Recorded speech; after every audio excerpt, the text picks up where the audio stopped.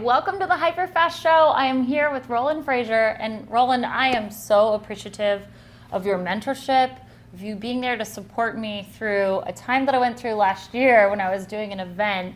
And it was a little scary. And someday I'll tell you guys the full story, but Roland saved me. It's a good story. Yeah. You did Keri save and me. I remember Deanna sitting around and you guys pulled me in a room and you were fun. like, we need to roast you. We need to help you. So your specialty, you're a ninja at putting business deals together and helping structure deals where you don't even have to put a lot of money in. I like the challenge of that. It's incredible. It's a gift. So there's a lot of real estate agents that are watching today, and I wanted to talk through how they could add partners, ancillary businesses that would support and add revenue to their main real estate business. Sure. So you probably know the list better than I do of all the different things you can do because you've done such a great job. But my business partners, Sam Karamian and Oliver Graff at Big Block Realty do this. And so initially it was putting around a brokerage, putting around the ancillary services. We saw that the big companies like Keller Williams and those giant agencies really seemed to make most of their money not from the primary business, but from title, escrow, that kind of thing. Sure. So I think the easy low-hanging fruit would be services that are directly related to the primary transaction like those. But beyond that, there's a lot of companies or a lot of services and things that people who are moving are going to need to take advantage of that aren't directly related to the real estate transaction itself, like a moving company or power or cable or all of those kinds of things. And so we have over the years made deals with other companies like that and said, hey, we're sending you a lot of business in this particular, like we're sending I think the moving company was 30% of the business. And so you go to them and you say, I know, my favorite thing to say is, I know that you're probably worried that we're not going to continue to send you business. And that's a really cool way to start because it's not... Then they're like, whoa, I wasn't worried, but now I am. Right? Yeah, so I like starting with that. And then I don't think it makes sense to build somebody else's brand without participating in it if you're having a significant impact. So to me, the rule of thumb is if you're sending 10% or more of the revenue to another company, then I think that it makes sense for you to approach them and have a conversation at least about having an ownership interest. So I like to start with that. I know that you're probably worried that we might not continue to send the business, and we don't want you to worry about that. We have been thinking about doing this ourselves or buying a company like that because we're sending you a lot of business. Yeah. And but then we started thinking, well, gosh, we already know, like, and trust you guys. Why don't we see if we could work something out with you to have a part of the business? And then that opens the door for the conversation. Awesome. Yeah. So I like that opener. I think it broadens their mind that they have a problem that they didn't even know they had. Yeah. And then if you were coming up with the structure for that deal, for someone who was trying to execute on that, even myself, with the moving company, I don't have a partnership with that yet. What would that look like? How would you go about doing it? It really depends on the size. So your sweet spot is if it's a publicly held company or a part of a huge company, or they're doing hundreds of millions of dollars a year, it's probably not the right company because it doesn't really make sense for them to do that. But Sure. At the same time, if it's that big a company, you're probably not sending them 10% or more of their revenue, right? Right. So that's why I like that as kind of a tipping point. When you get to having the conversation, talking about the structure, the initial approach to me is you should give us this percentage of your company, and to me it just depends and what percentage it might be. I think anywhere between 10 and 50 is good. I generally like to, if it's something that I think has a lot of potential, I like to have 50% or more. If it's going to be something that isn't something that I see selling maybe or being worth a whole lot of money, then we might do less if we're not going to have a lot of activity with it. If we're only sending 10% versus say 20 or 30%, it might be lower, but it's a negotiation. Sure. So I generally just say, why don't you give us half your business? That's where I start. Why don't you give us half your business? And in exchange, we'll continue to send you not only the business that we're sending, but now we'll be incentivized to actually think about how can we send business to the company. And if it's a savvy negotiator on the other side, they might say, well, but our business is worth X, and if you're going to get 50%, that's 50% times X. So let's say we think it's worth $1 million, so you should pay us $500,000, in which case it either might not go anywhere, or you just say, okay, well, I was thinking about doing this, like buying a company and starting a business there. Is that kind of what you want or what? And then they'd be, no. Or, so that's the art of the negotiating process. Just pushing the buttons. I do believe you said earlier something about in a negotiation, you will eat their liver. Don't remember saying that. No, the reason I'm bringing that up is because I think why you're so talented at this is you look at what's the pain point of the other person, and you look at what's the opportunity, and you have a way of making them see it differently than they may have seen it before. Yeah, for sure. I think number one is, and I have that conversation directly. We've done that in a lot of the acquisitions we've done, where we say we really think that we can add some significant things there. And so what might end up happening is that they say, well, you want 50%, you're giving us 20% of the business now, we'll give you 20% and you earn the other 30 when you hit a certain milestone or something like that. So there's a lot of fallback positions from 50. I like to start with 50-50 because 50-50 just sounds fair, right? Yeah. We'll do 50-50, right? And then be willing to fall back based on whatever you need to negotiate. Well, and that. part of the value that you're giving them is they're in partnership with you then. Yeah, right? You're actually you are a media channel for them. So they're going to be paying to do customer acquisition. So you can value it a lot of ways. I like to value it the way that's most favorable to me when I'm negotiating. Yeah. But you could say, what's your customer acquisition cost? For a customer acquisition cost is $1,000. Okay, great. We're sending you 100 customers a month. That's $100,000 a month. That's $1.2 million over the year. We value the business at $2.4 million. 1.2 is what we're contributing through our referrals that cost you nothing currently. There's a million ways to do that. But I think probably the thing that I would do first to identify possible deals would be, where are you referring business now?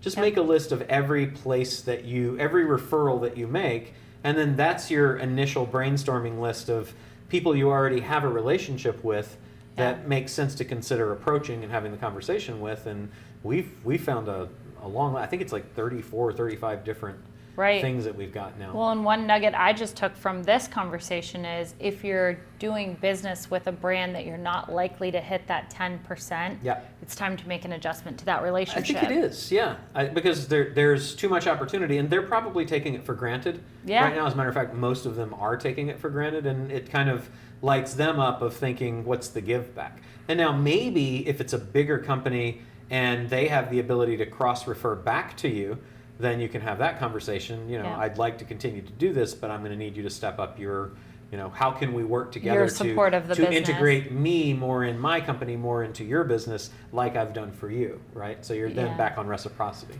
Sure. Yeah. Wow, amazing tips. Any other tips that you have for real estate agents that you feel like could change how they're thinking about their business? The big things that are what you can acquire. So we only talked about ancillary services. In terms of talking about getting more business, I think that there's 7 different things or reasons that you might acquire. You might acquire for media, meaning the eyeballs that ultimately hopefully become your customers to sign listing contracts with or to help buy a home. So that could be anything from a blog to an Instagram account, a YouTube account, a Facebook group. You can buy all of those things, and we have bought all of those things. I know at Big Block, we just recently bought the second largest Facebook group of real estate agents to help us recruit, and we bought it under the terms they wanted X. Let's just say it was $100,000, because I don't want to say what it was. But let's say it was $100,000 that they wanted for it, and we didn't want to come out of pocket for it. So we went and found sponsors. We paid $5,000 in cash, and then the balance we said we'll give you out of future income as it comes in. And then we went out and got sponsors to contribute all of that extra $95,000 effectively, right? So we didn't pay anything Incredible. for that. Same thing with the brokerage that we're working on acquiring now. The brokerage will pay for itself, so it's self-liquidating. We're going to acquire several hundred agents, and it will cost us about half of the annual net profit that those agents will generate for us because of all the ways that we monetize that they're not currently. We're working to buy a podcast right now. let's just make a number up and say they want $500,000. Same thing. We go out, we find a sponsor, and sponsors are cool. People don't think about this. Sponsorships are recurring income. Owners are one-time investments. Yeah. So if you can raise the money through sponsors to pay for your acquisition cost or your down payment when you're buying something, then they keep paying.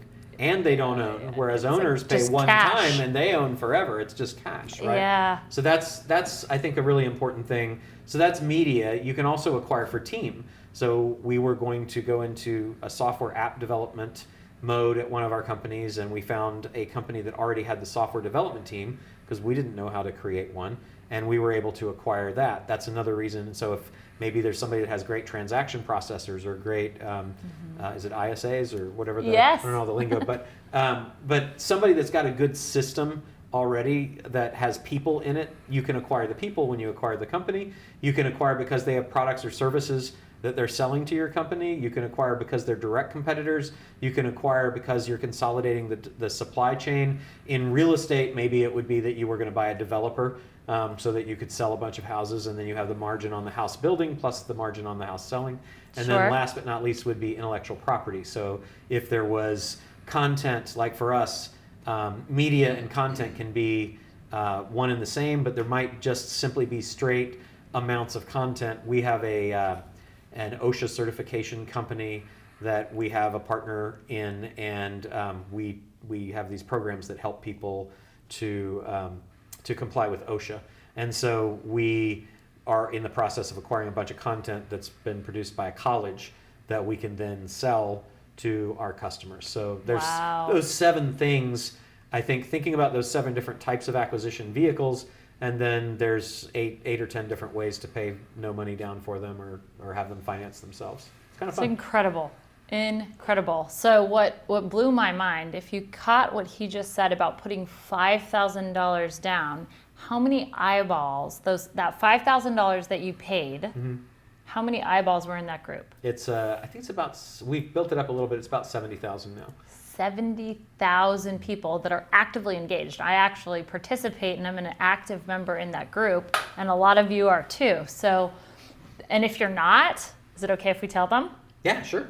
Yeah, so it's Real Closers. You guys should join the group because there's a ton of value coming out of that group right now.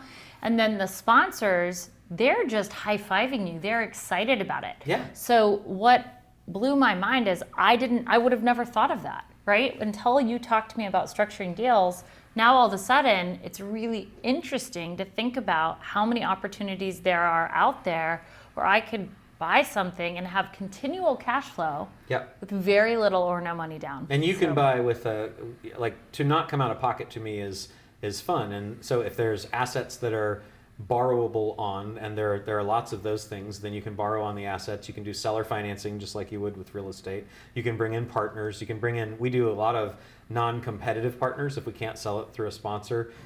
You can do what my favorite language we talked about just recently downstairs is the deferred down payment. So most people think of a down payment as money out of pocket now. If you just say, we'll happily do the deal, we'll do it with a deferred down payment, and then you can defer the down payment, means no money out of pocket.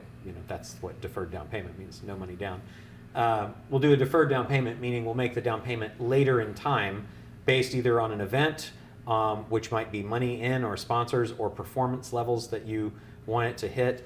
But we will structure those so we don't pay anything now, but we know that we're going to generate revenue from the thing that we're buying, and we know how much revenue, or we anticipate pretty accurately how much is going to come in. So the deferred down payment is set far enough in the future to let the business accumulate enough profit to pay the down payment, and then it pays for itself. This is an asset-based lending where you can borrow against assets like accounts receivable, accounts purchase orders, inventory, equipment, those kinds of things. There's all kinds of ways to do deals where you don't have to come out of pocket, which is super fun. Amazing. Well, you guys, I thank you so much. I hope you got a lot out of this. If you have questions, please comment below. And if this blew your mind as much as it did mine, please share it and like. Thanks, guys. We'll see you soon. You can also listen to it on my podcast. Oh, yes. Share with them where they can find your podcast. I have a podcast called Business Lunch. So it's on iTunes and all those places. If you like this kind of stuff, we talk about it all the time there, and I interview smart people like this too. Thank you. All right, guys. See you soon. Thank you so much for watching our video. I hope you liked it. Give it a quick like below and comment and share. We'd love your feedback. For more videos like this, click here. And to subscribe, click here.